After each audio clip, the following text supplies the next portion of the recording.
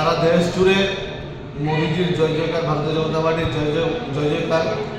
তৃতীয়বারের জন্য মোদিজি আবার প্রধানমন্ত্রী আসনে বসছে।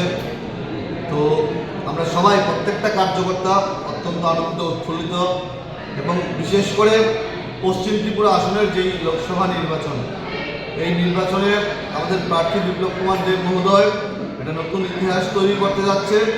এবং আমাদের বিশালগড় বিধানসভা আমরা বিগত দিনের সমস্ত রেকর্ড ভেঙে আমরা প্রায় 27,000 ভোটে আমরা বিশালগড় থেকে লিড দিয়েছি। এটা বিশালগড়ের জন্য একটা নজিরবিহীন, এবং আগামী দিনে একটা নতুন ইতিহাস তৈরি হলো বিশালগড়ে। বিপ্লবদেব কতটা ভোটে এগিয়ে রয়েছেন এবং বিশালগড়ে কতটা ভোটে লিড করেছেন? সারা পশ্চিম ত্রিপুরা আসনে 6-7 লাখ ভোটে এগিয়ে, এবং আমাদের বিশালগড়ে প্রায় 27 থেকে 28,000 ভোটে এগিয়ে আছে। আগামী দিনে কি থাকবে আপনাদের?